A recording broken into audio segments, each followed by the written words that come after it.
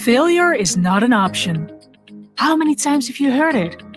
However, even the best have failed. This is Fail, Inspiring Resilience, where we celebrate stories of vulnerabilities, adversities, and strength, shared by exceptional people to create a more resilient society. Because failure is indeed not an option, it is required to succeed.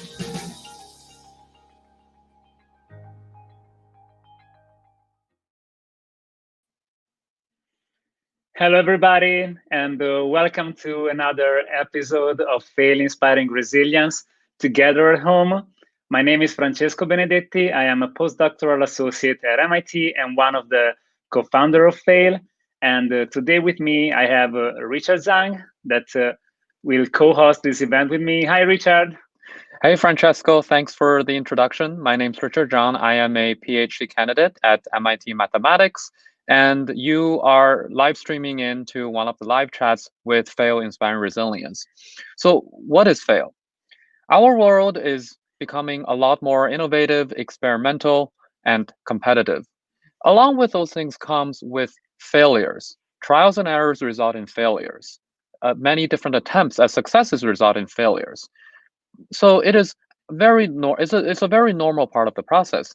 Nonetheless, the fear of failure has carried such a strong negative connotation that it's affecting our mental health and our daily life. We at Fail believe that has to stop. So we bring together well-established professionals who will talk about the personal and professional failures in an effort to destigmatize failures and encourage everyone to embrace their vulnerabilities. Because just like the intro video said, failure is not an option. It is required to succeed. So in today's live chat, you'll be interacting with our speaker through a moderated interview format. So we will be asking questions from our end. And if you have any questions, please feel free to leave them in the comment sections from the respective media that you're tuning in to this live chat. And now, without further ado, Francesco is going to introduce our guest today. Absolutely. And yeah, make sure to interact with us because today's topic, I think everybody can relate to it. I think I don't know anyone who never experienced such problem. As Matt said, if they don't say that explicitly, they're lying. If they say they never experienced that, they're lying. So today's guest for us is Matt Abrahams. And he teaches strategic communication at Stanford Graduate School of Business. He's a co-founder of Bold Eco Communication Solutions and also the author of the book, Speaking Up Without Freaking Out. And already you can understand what's going to be the topic today. So he's really the person you need to know if you're afraid of speaking in public or you want to get better at that. Welcome, Matt. How are you? I am doing COVID great. 2020 good is what we say. Very nice to be here, Richard and Francesco. Thank you so much for reaching out. It's very nice having you. Yeah. So I really want to know what's the weather in California, because here in Boston today, we had the first day of snow of the winter, fall, whatever it is. I don't even know what season we are in anymore. COVID makes everything looking the same. So you don't want to hear what it's like here in Northern California. Let's just say it is not snowing and that I might be wearing shorts as I do this call with you. Oh my gosh. So, but I mean, Matt, by the way, when I came to San Francisco the first time, I think I was rarely as disappointed by the weather as that day. I was like in Italy, we have this idea that California is the warmest place, beautiful Right. weather all the way. And like it was foggy. Colder than in Italy. It was August. So what's going on in San Francisco? The little secret is the fall is the most gorgeous time in the San Francisco Bay Area. The summer is exactly like you described. Most people don't know that. So if you want to come to San Francisco, come during the fall. It's an amazing time to be here. Exactly. So this is a very warm recommendation, especially now that nobody can travel. So thank you, Matt. Thank you, Matt, for making us very jealous. Yes. Well, yeah. We pay a lot in rent here, so it has its cost. I remember. I lived in Palo Alto for a while. Right. I was in Stanford for a couple of months, and it's like crazy. But anyway, we'll talk about it another time. So yes, the very first question that we have for you today, and something that everybody I think is wondering, is how did you decide basically to become a world expert in fear of public speaking and devote your life to help people in this field? Well, thank you for that question, although it makes me recount a very embarrassing and humbling story that I had very early in my life. And I'll try to tell the story rather quickly. So as a 14-year-old boy, a freshman in college, first week of class, my English teacher, Mr. Meredith, required all of us to stand up and share something exciting that we did during our summer vacation. With a last name like mine, he went in alphabetical order, so I had to go first. Nothing like a little excitement and nervousness. So I told whatever I did this summer, and I quite frankly don't remember. But at the end of class, he came up to me and he said, "Hey, you're good at this speaking thing. This Saturday, you need to go to the speech tournament." I had no idea what that meant. I was able to piece together that kids came together, gave speeches, and competed. So I prepared a speech. I did a speech on the martial arts, karate to be specific, and that's something that's been important to me throughout my life, the martial arts. So I show up that cold morning. It was quite cold, not like I'm experiencing today, as we just mentioned. I show up. I go into this vast, huge room. The five of us speaking are in the front. Our friends are sitting in the back, filling up the audience. The girl I liked at the time was there. The parents of my friends were judges. Very nervous. I get up and I give my speech, and I made a big mistake. You see, I gave my speech on karate, and I was told to start in a way that brings impact. So I was starting my speech with a karate kick. Hi-ya is how I was going to start. But I forgot to put on my karate pants because I was so nervous. So I did it in my regular, normal pants. You can see where this is going. When I did my kick, I ripped my pants from belt loop to zipper in the first 10 seconds of a 10-minute speech. And it was at that moment, Francesco, that I learned the impact anxiety can have on communication. Yeah. And it is from that moment on that I have really committed myself to researching anxiety and speaking, helping others to become better, either through my consulting practice or my teaching, because I firmly believe everybody has important ideas to share, and we need to hear their voices in our conversations individually as a society. But if anxiety is getting in the way, we need to work on it. So my story and why I'm interested in this happened when I was a young teenager, and I had an epic fail in front of a very large audience. And yet from that, I've worked really hard to manage my anxiety and to help others.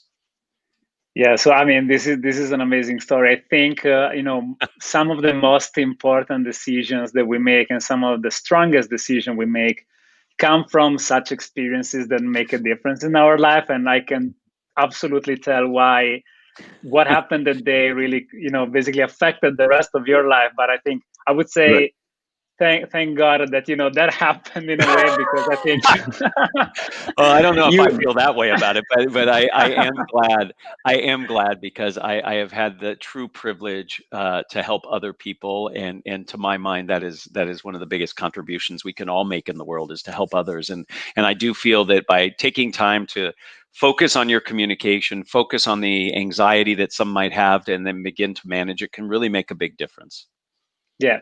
And absolutely. And I think, by the way, your story really reminded me of something that also happened to me when I first started my when I first started my PhD. I've always been kind of a shy person. I know so many people would not tell that, but I had to give my very first presentation at a conference based on my research. So something that I cared a lot, and I was so nervous because it was the first time that I had to speak about it in front of people. You're very inexperienced. You have the very few data that you collected, so you're not exactly sure what's going on, right? So there's a lot of things going on. And I remember the first 4 or 5 hours before that talk, it was a nightmare for me. I think it was one of the worst moments of my life. And when I went on stage, because at some point you just need to do it. They call your name, and then you just need to go. I start with the first slide, which I rehearsed, I think, 2,000 times, and I know exactly what to say. And I click on it, and when I was on the outline, I just black hole in my head, and just nothing. Zero. So I basically started sweating so much. I started, freaking out. And I remember what came naturally for me to do was to acknowledge that I was nervous in front of everybody and apologize, because I cared a lot about what I was doing. So I said, I'm so sorry, I'm so nervous. I care so much about being here today, and now I cannot manage it. And I hope, you will understand and help me. But by simply just acknowledging that and looking at their eyes and seeing a couple of smiles and reactions on the audience, I connected with them and I felt much better, and I could present eventually and being decent. And I think being decent, nobody knows. But yeah, so I think it's something that happens to everybody. Risha, what do you think? Yeah, absolutely. I think, well, first of all, I think you two have shared all your examples of being nervous in public. Makes me feel compelled to share, but nothing comes to my mind for now. But if anything comes to my mind, I think I'll share. But yes, for sure, I think when anxiety gets in the way, we lost track of we feel like we're constantly being judged. We feel like we are put under the spotlight, and we have to perform. We cannot afford to fail. And I think that goes along with what we've been saying, how when the stakes are high, you feel like you're no longer in touch with yourself. And and this is exactly what we're trying to counter at Fail. We believe that it's okay to fail, it's okay to feel nervous, it's okay to be frozen and to be even embarrassed in public. And Matt, I think that nicely transitions into the next question that I want to explore with you, which is vulnerability and communication. Because as you said, as we discussed, at Fail, we believe that it's important for individuals to be in touch with their vulnerable parts. And speaking in public is a form of putting yourself out there, which sort of exposes yourself and your own vulnerability. So I'm curious, in your day-to-day coaching with communication coaching with individuals, how do you help people overcome the fear of being exposed and the fear of being vulnerable? So there's several things I could say to that. So let me take a two-pronged approach to answering that question. First, most people I work with, from the most senior leaders of major organizations down to individual students that I work with, this imposter syndrome, or feeling like I'm not truly who people expect me to be, or I don't live up to the standards that people might hold for me, it is ubiquitous. Everybody almost that I speak to has that. So part of the reason I'm sharing that is it's normal to feel that way, and it's okay to feel that way. In fact, giving yourself permission to say that I might not have all the skills or all the experience that I would like to have is actually motivational. It can move you towards that. So self-acceptance and giving yourself permission is very, very important. Secondarily, what is so critical in any communication, and all the research suggests this, authenticity matters. Being yourself, being fake, speaking through slides or memorized content is not who you really are. The research is clear. Being conversational, being engaging, that's what matters. And in order to be authentic, you need to be vulnerable, because that's who we are as people. So how do you get people to understand that? One is you help normalize it. You're not alone. And then the second thing you do is show people through interaction how, when you reflect on the interactions, the communication you've had that's been most meaningful to you, that where you feel you've been the most successful, often one of the top things people note is I felt like I was being myself. I felt like it was okay if I made a few mistakes. And all of that is just so powerful. Let me share a quote with you both. I teach many courses. I teach a course with an improvisation expert. His name is Adam Tobin, great guy. And he shared this quote with me that I love. And it comes from the famous cellist Yo-Yo Ma. And Yo-Yo Ma says that the music doesn't come alive for him while he's playing until he makes his first mistake. And I love that quote, not just because it blows my mind that Yo-Yo Ma makes mistakes when he plays. I mean, that to me is like, oh my goodness, if he can make mistakes, then it certainly is okay for me to make mistakes. But second, that there's a an aliveness. There's a richness. There's something to, in that moment, being vulnerable, being receptive to mistakes that really changes you and the people you're interacting with. So I love that quote, and I think it speaks directly, Richard, to your question about vulnerability.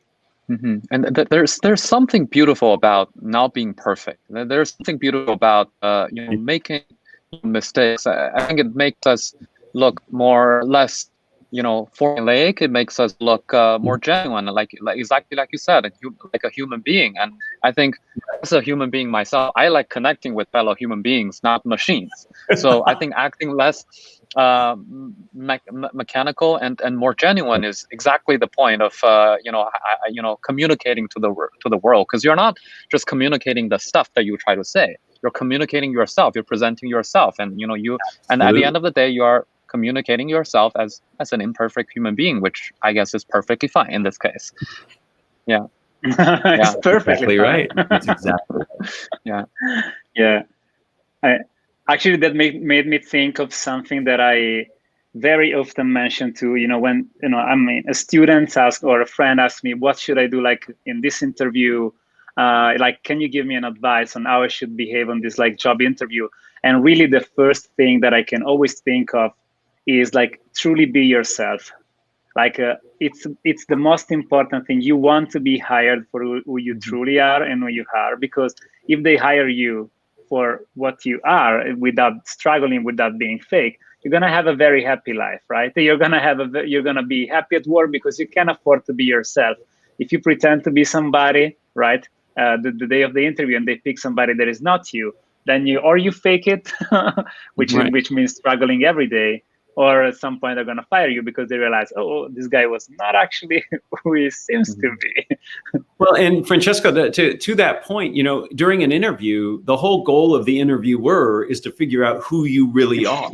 Exactly. Will be a good fit. So you can help them by just being yourself, and it makes it easier on you. The whole goal of interviewing is to find the right fit, and you have to be who you are. They have to be who they are, and then you have to see if that match works.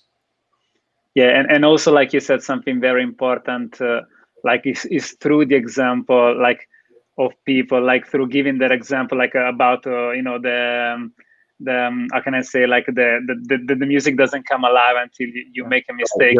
It's through the example of people that are in very good positions, like you, again, like Yo-Yo Ma. It's all about understanding that even if those people that are role models for you made mistakes, it is okay for you, and it's not the end of the world. The whole point is about going through them, and and just understanding that it's not the end, and coming alive with them. And I think it's a very beautiful quote. You're gonna find it tomorrow on Facebook, very likely.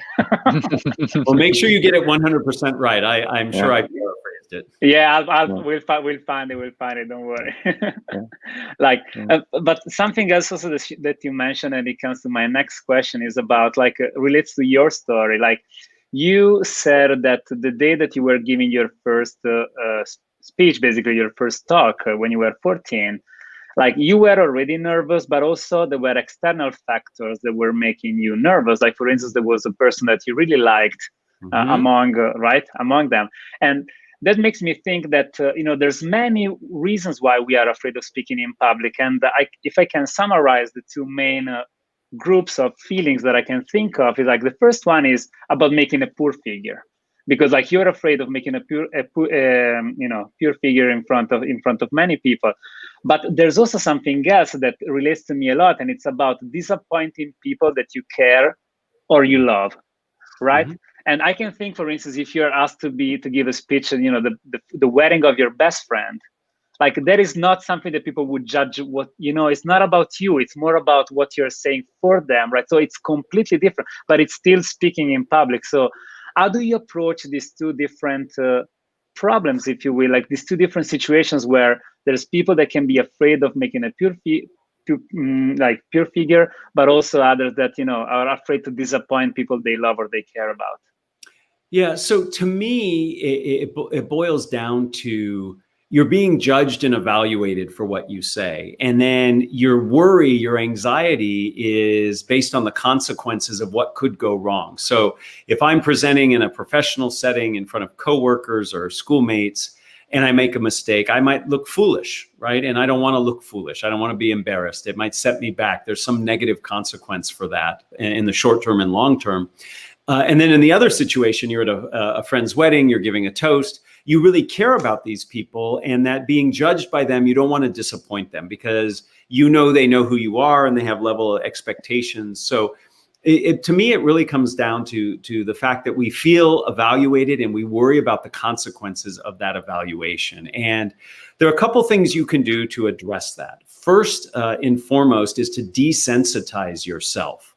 And you can desensitize yourself through practice, through visualization, and through some tools that you can use. So let me break this down very quickly. I have a 17-year-old son here in the United States, here in California. You get your driver's license when you're 16. So he took we were out on the road a lot so that he could practice for the test he had to take to get his license. In other words, we were desensitizing him to the stress that he was going to feel when he actually went for his test. So one way to desensitize yourself is to actually practice. Just do it, and do it a couple times, not too much because you can actually over practice, but that helps. That helps because then when you're actually doing it, that evaluation doesn't feel so bad. Second, you can do it by visualizing. Any of you who have ever had a coach in a sport has probably told you, see yourself in your mind's eye doing the sport. And by seeing yourself, you actually get the same benefit almost as actually practicing. And then finally, the cool thing, and this is so cool, and a lot of you listening in are technologists, there's a company out of the UK, they're called Virtual Speech, and they have created a VR app that runs on your phone, you put it in the headset, and all of a sudden you have an audience in front of you. It's a simulator. And you get to specify how many are in the audience. Are they friendly? Are they hostile? And you get to practice in front of the simulated audience. All three of these, practicing in person, visualizing, practicing in the virtual world, desensitize you to that threat that you see of people being disappointed or you making a fool out of yourself.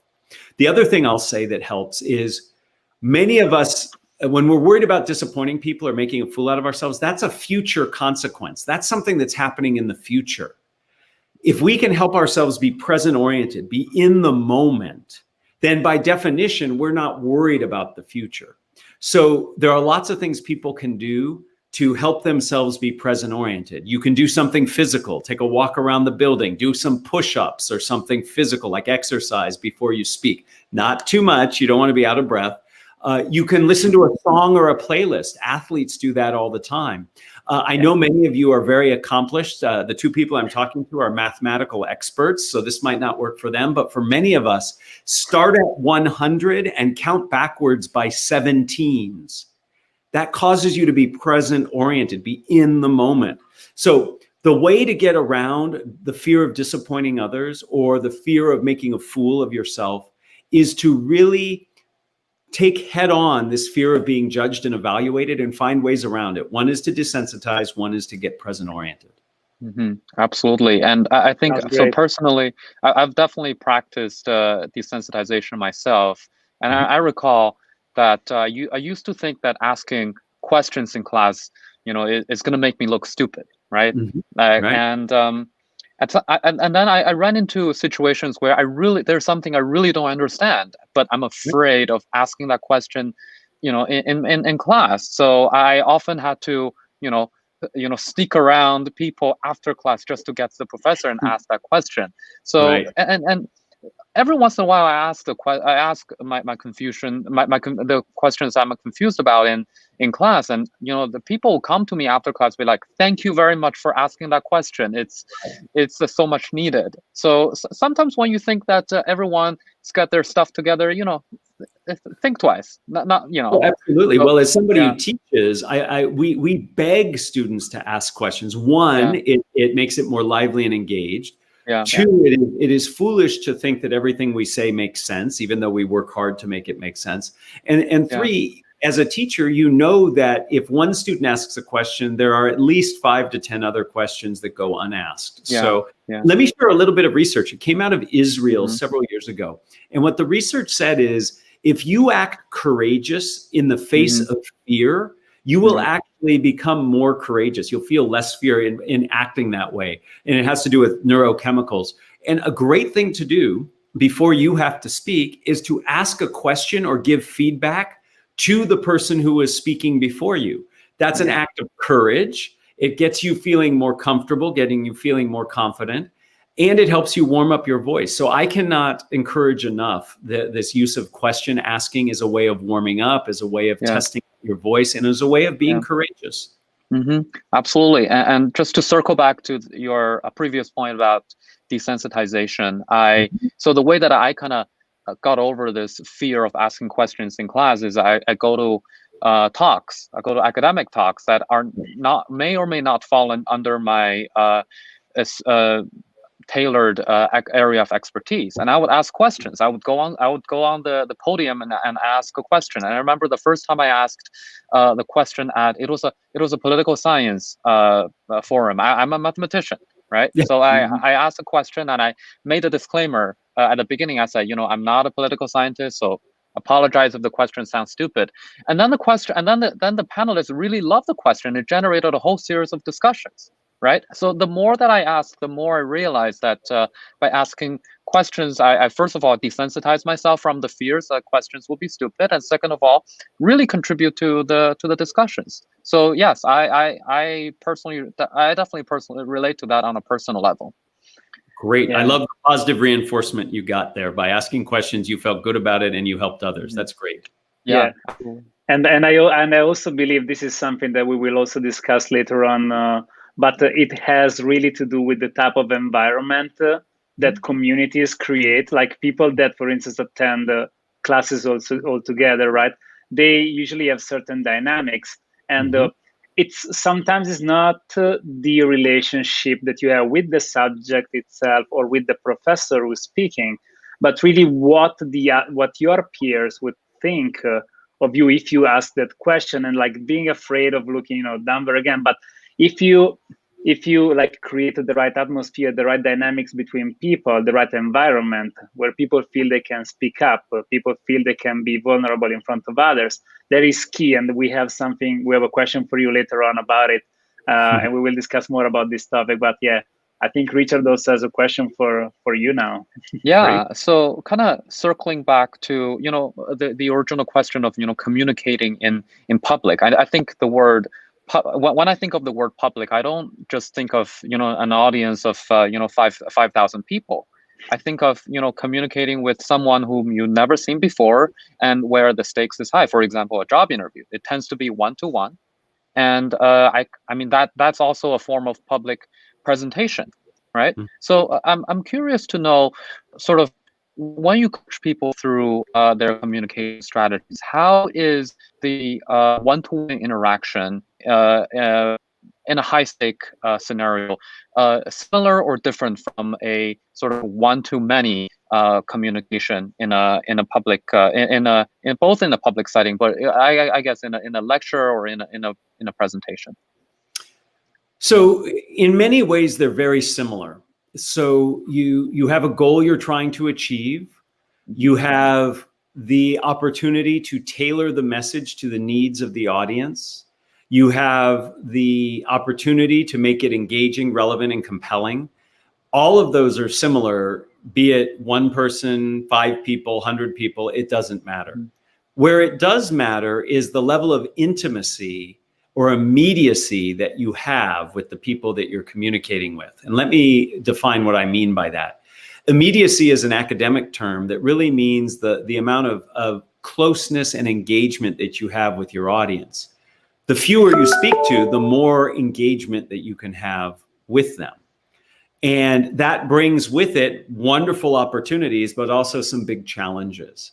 When it's a mass of people, the level of immediacy is reduced, and you actually have to actively try to bring some immediacy to it to make it interesting and engaging.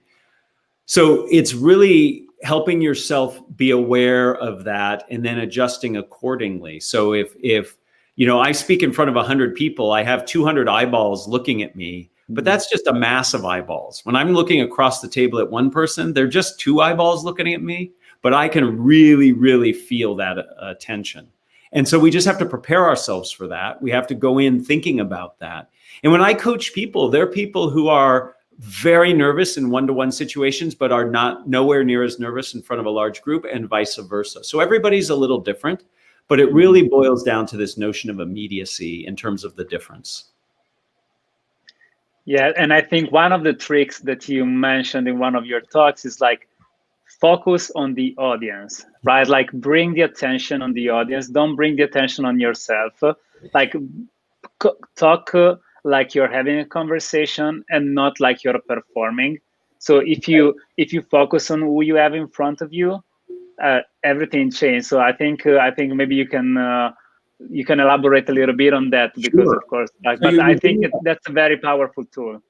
It is. And in fact, you're bringing up 2 different tools that both complement each other. So first and foremost, whenever you communicate, I challenge everybody to, rather than see it as it's about me and everybody's looking at me and judging me, turn it on your audience. Your job as a communicator is to be in service of your audience. You are there for them. There is value that you are bringing to them.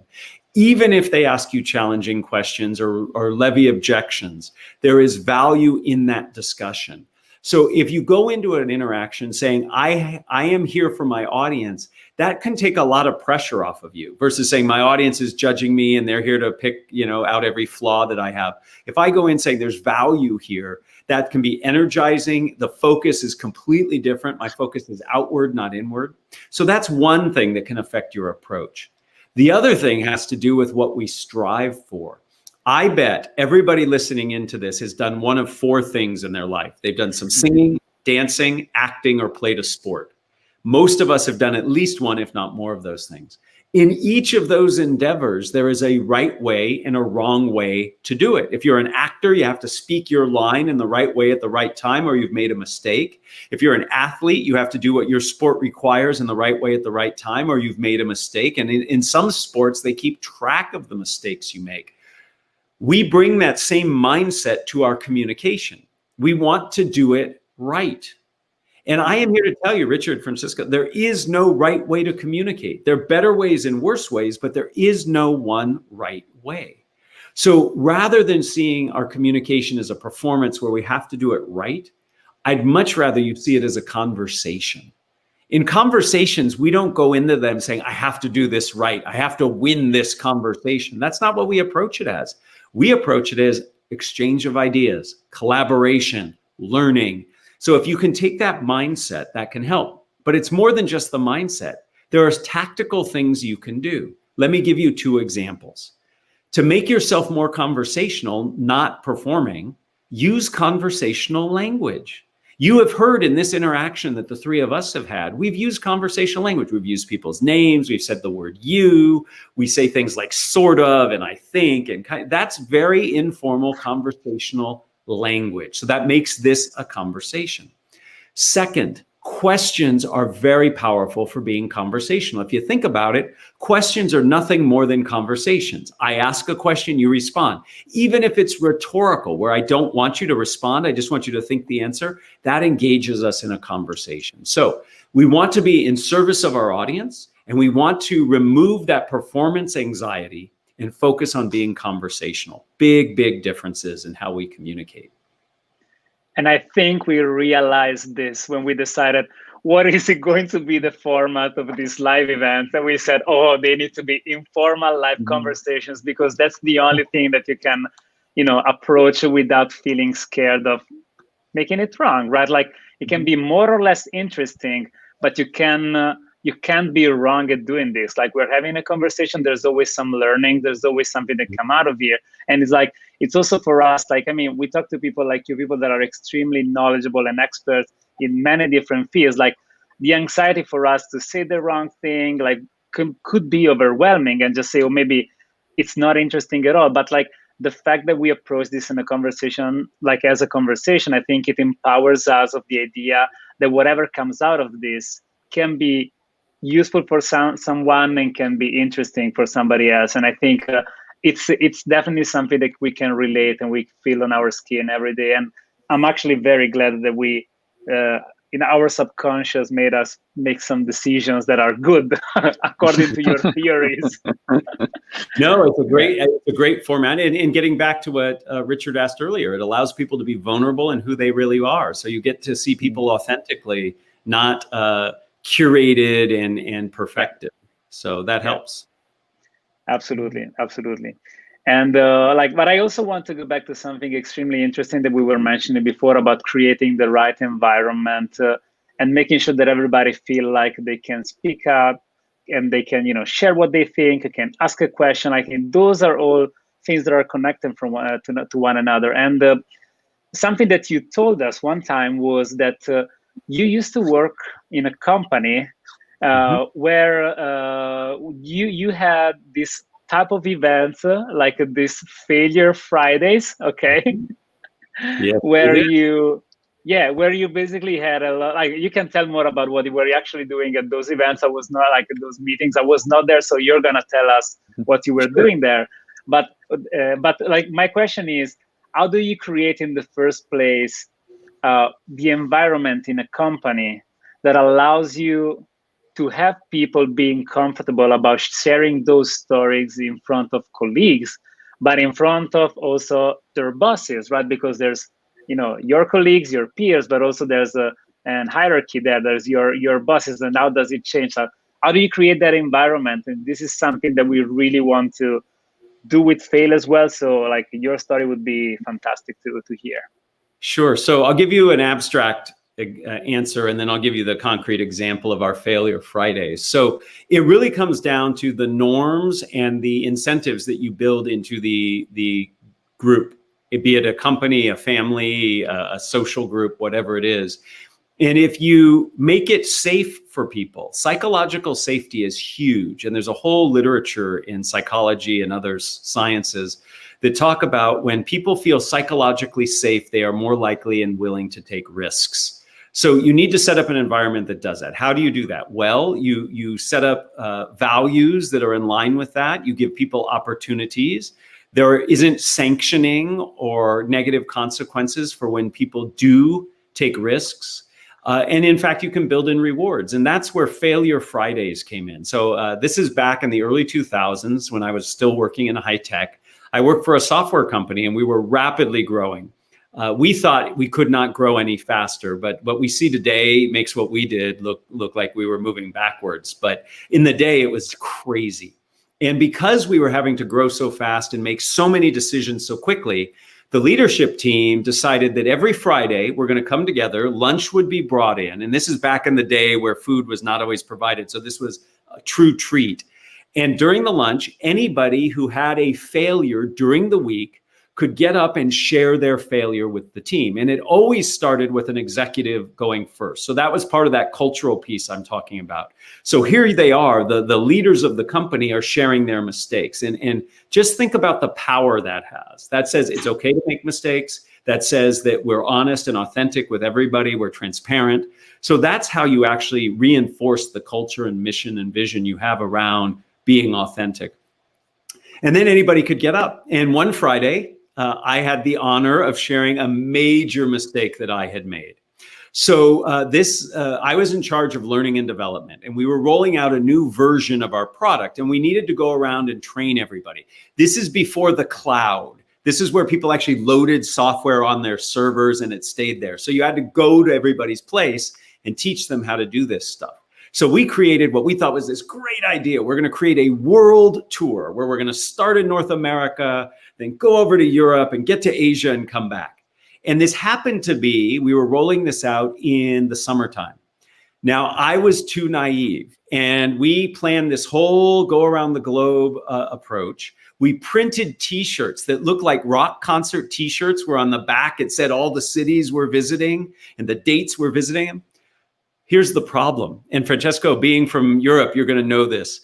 I was naive All right. did not know that in late July and August in Europe, most people take off. So we print the t-shirts, we're getting ready to go. And that week I rolled this out to all of the geographies. And I said, okay, here's when we're coming to your neighborhood. And the person who was in charge of Europe, in charge of EMEA, just laughed. And he said, there's not going to be anybody here. And I said, what do you mean? He said, they're all on vacation. I had 3,000 t-shirts, 3,000 t-shirts in boxes in my office. Wow. These dates. And we weren't going to. And so I shared this with the team. And I happened to win. Everybody who won, everybody voted on whose failure was the best. I won that week. I think I got $100 gift card so I could take my wife out to dinner. So it wasn't a big award, but it was enough to be happy and rewarded for sharing. And it was important for two reasons. One, it made me feel like, okay, I'm supported in taking risks, right? I was moving really fast. We needed to get this out. And I took a risk. I took a risk to do this thing. And then second, it taught everybody the lesson. And the lesson is, don't go to Europe in August. But the point is, in Failure Fridays, the whole goal is, one, it's okay to fail. But two, learn from everybody else's failure, so we don't make the same mistake. So it's okay to fail. You just don't want to fail the same way multiple times. And that was really, really powerful. And there's a happy ending to this story, just by the way. I donated all of the shirts to a homeless shelter. And about a month after I had done that donation, I was driving home from work and I saw somebody who was panhandling, very sad, but he was wearing one of my shirts. And I thought, at least some value came from the mistake I made.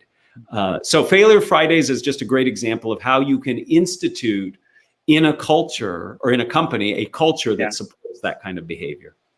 Yeah. This is a fantastic story. I mean, it's really something that, like, it's one of the reasons why we started Fail in the first place. Is like we wanted to provide an opportunity for people to bring some elements into their companies, into their labs, into their groups, to create a psychologically safe environment. Actually, we had Emmy Edmondson speaking at one of our events. She's a great expert of psychological safety. We discussed with her about it. It's like such a fascinating topic, and it's something that it's definitely one of our missions. Absolutely. Yeah. And it's super important. And very sorry. It's very important and laudable. It's great that you guys are out there doing it. Yeah, absolutely. And I think I definitely related to the fact that everybody in the summer in Europe is on vacation. Like, we know, like, many people also in Fail are from Europe, and they can back me up on this statement. If you need to go through to get a signature or to go through some bureaucracy or something, you need something from some office, make sure you get the confirmation before July starts. Otherwise, it's going to be you're not going to go anywhere. Nothing is going to happen. So we suffer from it a lot, but at the same time, we try to get on vacation as well. So yes. Yeah. And just to add on to what Francesco said, and our ultimate vision is to be able to walk into different organizations and organize something like Failure Fridays, where we encourage the leaders to be able to allow mistakes to be made and to be learned. That's the most important thing, to learn the lessons so that you don't make the same mistake ever again. And just to say that, if you're an organization interested in implementing this mission, please come and talk to us. So I think it's about the time when we turn to some questions from the Q&A from the audience, and we've got a lot of great questions, and I encourage everyone to keep those questions coming.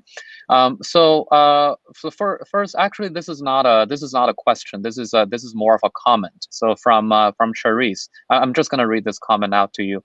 It says, "Thanks, Matt, for these useful tips. As someone whose first language is not English but needs to communicate in English, this has been very, very helpful." And Charisse also I can relate to it.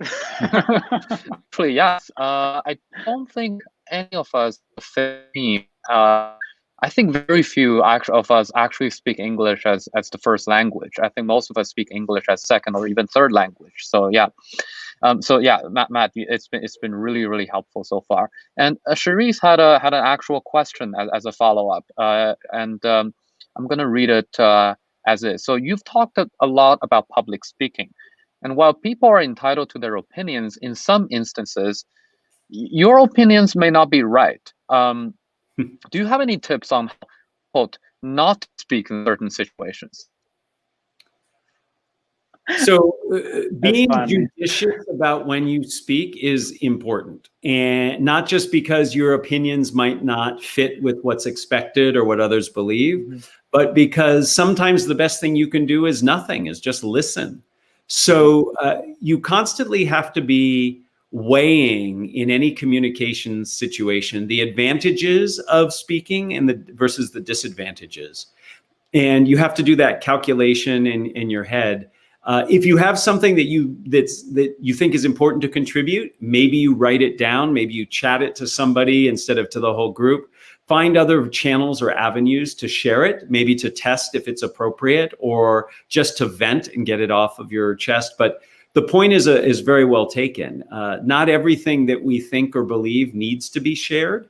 I just want to make sure people are comfortable so that when there is something they want to share, they feel okay doing it. That's what's most important to me. I am certainly not saying we should all be communicating everything we think and we believe. That could get us in trouble. But I do want everybody to feel comfortable, if they do think it's important to communicate, being able to do it. Absolutely. And I think being an academic ourselves, I think we certainly see a lot of a common trend in academia where people are oftentimes overly eager to communicate their ideas and to contribute to contribute to the conversation without pushing without having to progress forward. So it's just as important to verbalize your thoughts as it is to listen to the thoughts of that other people have expressed. And Francesco, do you have anything to add? What you were saying about listening, I think it's extremely important. Like listening is as important as speaking. Like learning how to listen. Like for instance, if you are talking, right, and I'm actually listening to what you're saying, actively listening, which means I didn't just ask a question so that people know that I have an interest and I'm cool, but like actually because I'm interested in what you're saying and I'm listening. Like being a good listener sometimes is as important as being a good speaker, and I think that can take people very far. So yeah, we talked about it in another conversation. I think it was super helpful, and I totally agree. Absolutely. We just don't have any public listening classes. We only have public speaking. That's for sure. Because it's a very interior process, right? You never know. How do you make sure people listen? I mean, it's with the understanding, I guess. But anyway, so I think we have another question. I'm very bad at reading, but I'm going to try my best. So you said you advised practicing being present, to be not afraid of the future consequences of public speaking.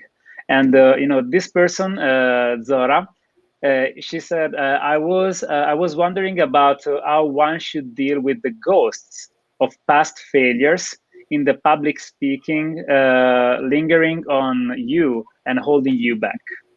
Oh, I love the language there. Somebody who's good with words. That's a wonderfully worded question. So the power of being present oriented is it doesn't mean that you're not only not paying attention to the future, but you're also not paying attention to the past. We all have past experience that informs who we are, what we do, and how we communicate. And we need to do that, and we need to learn from it. I mean, I often encourage people to reflect on what worked and what didn't in the past, so you don't make those same mistakes, or you hone the skills. So it is very important that you think about and incorporate past learnings. But you're right. I mean, I had an incredibly traumatic and embarrassing situation happen to me, as I shared with you earlier, when I was young.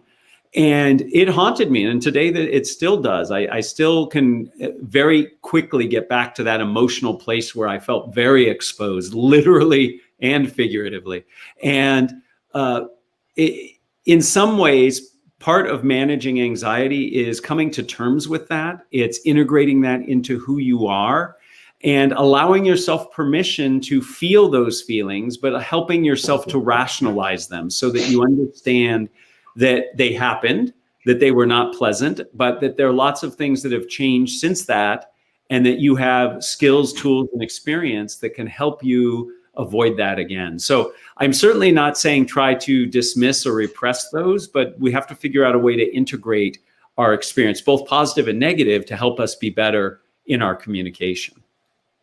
Yeah, and you know those moments when you sometimes just think about what you've done in the past, and you're just having this sort of cringy feeling. It's like, why did I do that? What was I thinking? Right. There's this sense of alienation from the past self. It's like as if you almost don't identify with the person. But like you said, being kind to yourself, allowing yourself to make mistakes, and knowing that you are different, you'll be dealing with the situation very differently moving forward is a very powerful tool in terms of dealing with, I guess, in the words of Zora, the ghosts of past failures in public speaking.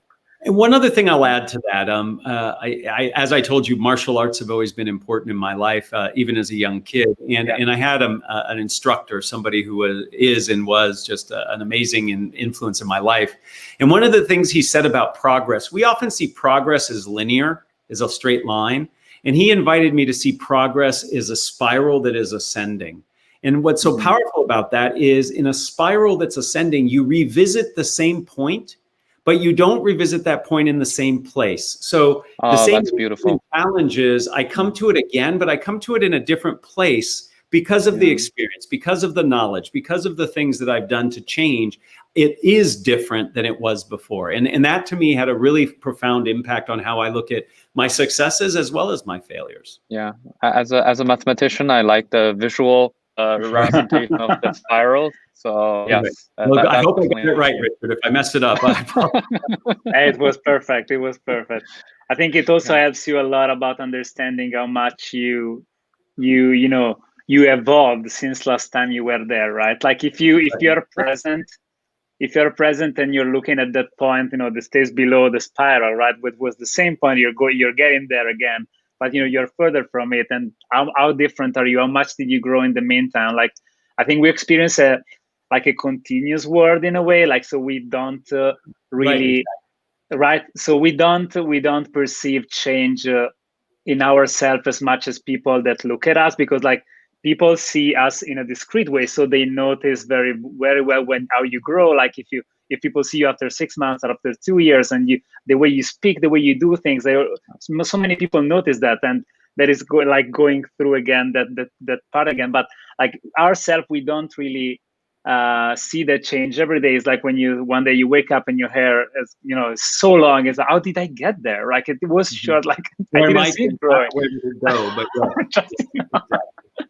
I think it's a very powerful image, and we should be present and understanding, what's going on in our life, and getting also that feedback from people. That's where I wanted to go to understand how you're growing and where you're going, right? So I think it's very important. So I think we have a few minutes left, and we really wanted to do something with you, Matt, and inviting also people from home to join us in doing this exercise. I think you have some games, some great activities that can help people destigmatizing failure and being more comfortable with themselves, like in this kind of thing. So why don't we, before we wrap up and we conclude, why don't we play a game all together today? Right, excellent. And we see where we can go. In the last 10 years, I have become a huge fan of improvisation. And for many people, especially nervous communicators, the thought of doing improv, which is all about spontaneity, is petrifying. But in fact, improv is one of the safest environments one can find themselves in to experiment and grow. And I encourage everybody to think about looking into improv as a way of helping. And there is an improv game that I'd like to play with all of you. And we're going to have to trust that you are doing this, but in the ethos of this organization, I'm sure that's true. This is a game called Shout the Wrong Name. So what we are going to do here is I am going to ask you for 15 seconds in whatever environment you're in to look at different objects in the room, point to them and call them, give them a name, but the name cannot be what they really are. So if I point to a chair, I'm not going to say chair, I'm going to say dog, or I might say yellow, or I might say ugly. Everything you point to has to have a different name. accept what it is. Now, before we start, I need everybody to think about, has your brain already provided you with a list of things that you're going to say? And for many of you, the answer is yes. This is called stockpiling. Your brain is trying to help you so you won't fail. Matt's given me a challenge. He wants me to point at things and call them the different names. So I'm going to call the first thing peanut butter, the second thing dog, third thing car. I've got it. I'm not going to fail. But the problem is, in doing that, you have missed an opportunity to have an authentic, present, fun experience. Your fear of failure has actually gotten in the way. So here's what I'm going to ask you to do. Yeah. We're going to play the same game. We're going to do exactly the same thing. And you're going to take that list that popped into your brain. You're going to say, thank you, brain, very much. And you're going to put it aside. And you're just going to look at something and call it what it is. I'm going to say go. I'm going to keep my eye on the clock on the wall over there for 15 seconds. I want to hear everybody, if I can, out loud, pointing to things as fast as you can, saying different things. You'll hear me play as well. Ready? Begin. Yellow, lovely, fun. Bed. Nice. Air. Table. Bar, wonderful. Peanut. Glass. Fun. Smoke. 3. Ball. Dog. Bar. Phone. Spontaneous. Cereal. CD. Phone. Smelly. All right. Time. I loved hearing you, Richard and Francesco. Thank you so much. So so you guys are smiling, which I think is great. Many people, when I do this, are frowning. And I say, why are you frowning? I say, that was so hard. And I say, what made it hard? And people said, it's really hard to call something it's not. And then when I say why, they say, because I don't want to get it wrong. And I say, wait a minute. Listen to what you just said. You don't want to get calling something wrong. Do you hear how wrong that is? That means we are constantly evaluating and judging. And the point of this activity is to help us realize how much we judge what we say. I was able to say 20, 30 things in that 15 seconds. Many people only are able to say 2 or 3 things. Yeah. And I say, why? And they say, because I was afraid I wasn't being wrong enough. So you pointed to a chair and called it a table, and somebody said, well, a table has 4 legs, a chair has 4 legs, a chair is part of a table. That's not wrong enough. I'm going to call it a dog. No, a dog has 4 legs. You can't, right? Do you see what's happening? We're evaluating and judging ourselves so much that we're not able to actually have a real connected experience. We're locking in ideas and opportunities. So the point of this game is to highlight what we do to ourselves. And many people have epiphanies when they do this, and they say, oh my goodness, I am restricting myself. And by recognizing that, they can then unlock it a little bit. Now, I'm not saying be uncensored and say everything that comes to your mind. I'm saying realize what we do to ourselves. So if I have time, I'd like to do the game again, same 15 seconds. We're going to play it. This time, I want you to give yourself permission to say the first thing that comes to mind. First thing that comes to mind, right or wrong, ready, begin. Are there minors on the call? Phone, smelly, hospital, sink, phone, table, mop, here, book, water, newspaper, glasses, maps. All right, time, computer. Time. I bet, and I heard it with the 2 of you because I can only hear you 2. If you are like most people that I do this with, the second time through feels easier. It feels easier because you're giving yourself permission to not evaluate and judge. You're able to say things faster and get into this flow, and things just start flowing. And people have big smiles on their faces when they're done the second time. And I probe and I say, what's different?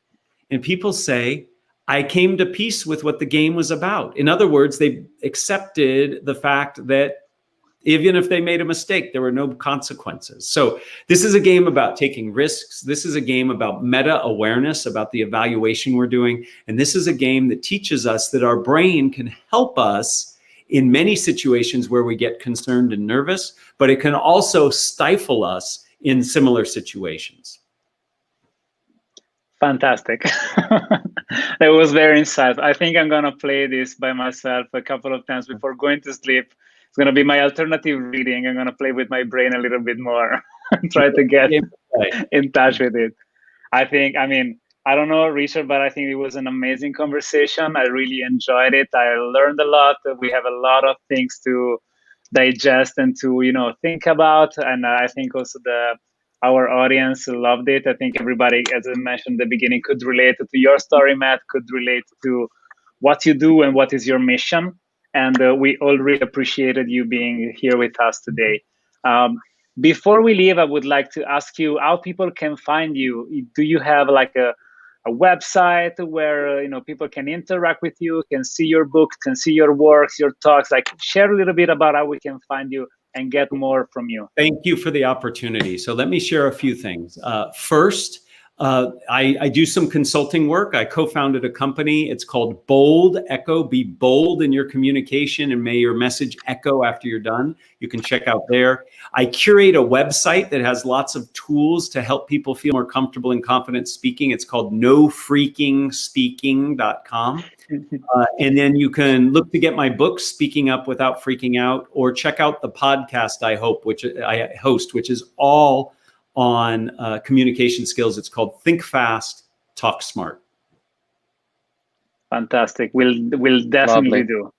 Yeah, Richard, you want to add something to this?